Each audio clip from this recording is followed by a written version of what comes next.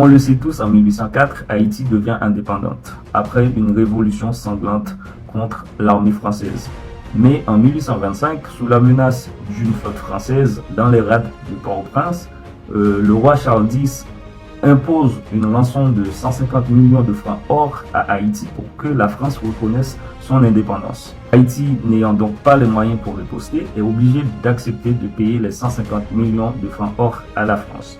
Haïti n'a pas cet argent, est obligé de s'endetter auprès des banques françaises à des taux d'intérêt abusifs, plongeant le pays dans un cycle infernal d'endettement.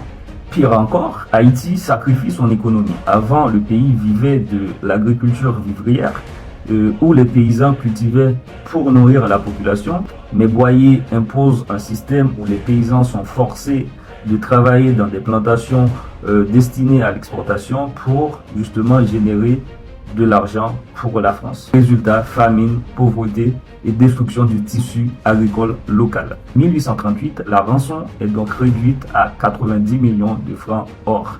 Mais à cause des taux d'intérêt abusifs et les prélèvements sur l'économie haïtienne, le pays reste étranglé.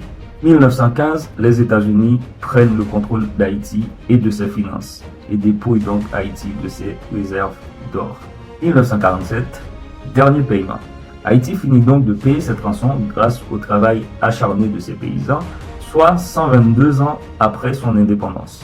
Alors, Haïti n'a pas seulement payé une rançon, Haïti a sacrifié son économie, a ruiné ses paysans et nourri les banques françaises pendant un siècle.